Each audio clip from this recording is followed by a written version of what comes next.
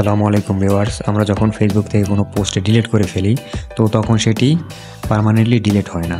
ফেসবুকে ট্রাস্ট অথবা রিসাইকেল বিন নামে একটি অপশন আছে, সেখানে গিয়ে জমা হয়। তো সেখান থেকে কিভাবে পার্মানেন্টলি ডিলিট করবেন আজকের ভিডিওতে সেটি আপনাদের সাথে শেয়ার করব।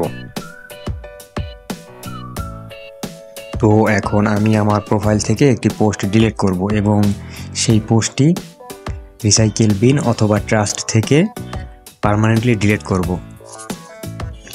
ভিউয়ার্স, প্রোফাইল থেকে কোনো পোস্ট ডিলিট করার পরে সেটি রিসাইকেল বিন অথবা ট্রাস্টে 30 দিন থাকে। 30 দিন পরে সেটি অটোমেটিক্যালি ডিলিট হয়ে যাবে। তো আমি চাচ্ছি আমার ডিলিট করা একটি পোস্ট আমি 30 দিন হওয়ার আগেই সেটিকে ডিলিট করব।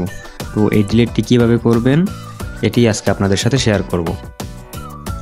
এজন্য চলে যেতে হবে ফেসবুক অ্যাপ থেকে ফেসবুক অ্যাপের সেটিংয়ে।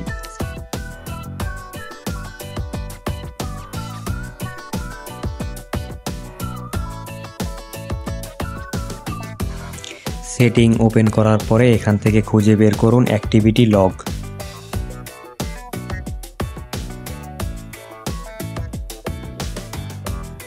অ্যাক্টিভিটি লগ এই অপশনটি খুঁজে বের করার পরে এটিকে ওপেন করুন। এখানে দেখতে পাচ্ছেন ট্রাস্ট নামে একটি অপশন আছে, এটি ওপেন করুন।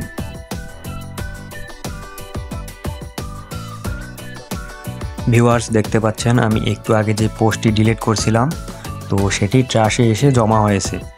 এটি এখানে আরও 29 দিন থাকবে, এরপরে অটোমেটিক্যালি ডিলিট হয়ে যাবে। তো আমি চাচ্ছি এটি তার আগেই ডিলিট করে দিতে। ভিউয়ার্স, আপনি যদি 30 দিনের মধ্যে অনেকগুলো পোস্ট ডিলিট করে থাকেন তো সেগুলো সব এসে ট্রাশে জমা হবে। আপনি চাইলে উপরে অল বাটনে ক্লিক করে একসাথে সবগুলো পোস্ট পার্মানেন্টলি ডিলিট করে দিতে পারবেন। সবগুলো পোস্ট একসাথে সিলেক্ট করার পরে নিচে 3 ডট আইকনে একটি ক্লিক করবেন। এরপর এখান থেকে ডিলিট অপশনে ক্লিক করবেন। এরপর আরেকবার এই ডিলিট অপশনে ক্লিক করলেই আপনার সবগুলো পোস্ট এখান থেকে পার্মানেন্টলি ডিলিট হয়ে যাবে। তো ভিউয়ার্স, এই ছিল আজকের ভিডিও। যদি ভিডিওটি ভালো লাগে একটি লাইক দিবেন, আর এরকম আরও প্রয়োজনীয় ভিডিও পেতে অনলাইন মোবাইল টিপসের ফেসবুক পেজ ফলো এবং ইউটিউব চ্যানেল সাবস্ক্রাইব করতে পারেন। ধন্যবাদ।